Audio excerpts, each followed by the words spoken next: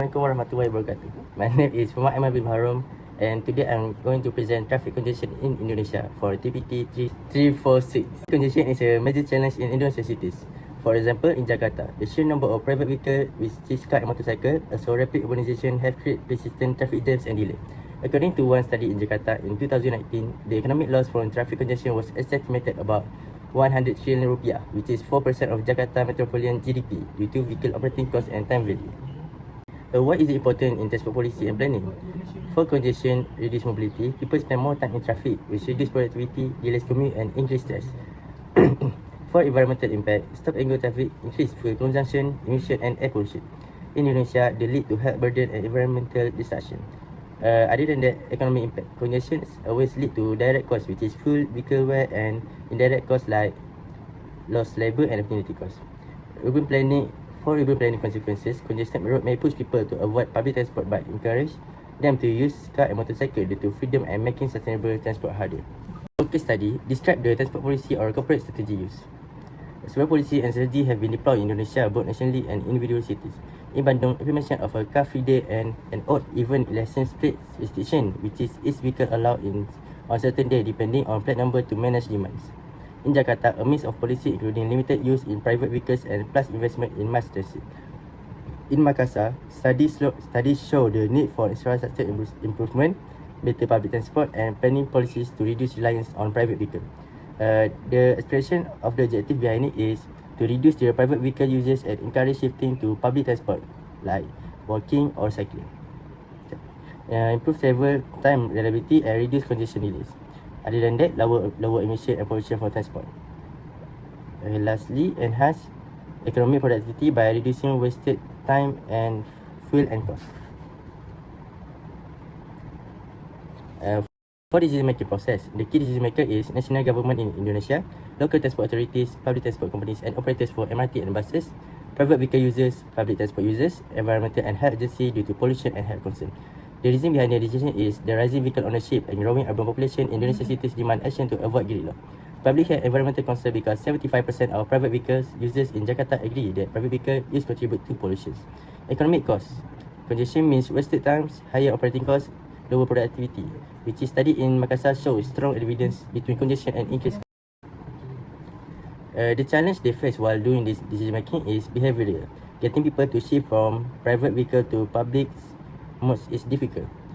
From infrastructure, building mass transit and integrating land use takes time and money. For example, in Jakarta, the spending rate alone is not sufficient. Funding and investment, large capital needed for transit system or rapid upgrade. Lastly, perception and resistance. Some policy restrict private vehicle which ought an even plate which may cause conflict. For example, in Jakarta, while many restrictions, some still remain confused. How they handle this decision making is use of relevant policies such as odd or even and car-free days to provide short-term relief. Improving public transport option as attractive alternative. Start in a small area, expand and monitor the progress. Lastly, do the survey to encourage the government to take the action immediately. The impact on the urban transport is how did the decision affect mobility, the environment or the economy. From mobility, in Bandung, odd or even plate in car-free day very helpful in reducing vehicle flows at certain days. In Jakarta, there is growing awareness and some changes in preference and assumption toward improving public transport. For environment, by restricting private vehicle and encouraging public transport reduction is emission and pollution could be occur. For example, private vehicles are major contributors to air pollution in Jakarta. From economic perspective, in Makassar, traffic congestion contribute to economic burdens due to time loss, increased fuel consumption, high costs, and increased vehicle maintenance. Was this policy success or failure, and why? Some success like car-free days and or even restriction provide relief on certain days, growing public awareness in Jakarta and change society perception. But still many failures such as the infrastructure is not yet improved completely to overcome congestion. For example, Jakarta study states that expanding railway network alone is insufficient due to many road users still rely on private vehicles due to convenience, cost, social norms. The economic cost also remain high in Makassar. The study warns that without significant improvement, the problem will be worse. For conclusion, the summary of key takeaways is traffic congestion in Indonesia urban area is a serious problem impacting mobility, environment, economy and quality of life. Multiple policy level exists like demand management, supply side upgrades, and infrastructure use coordination behavioral change. Decision making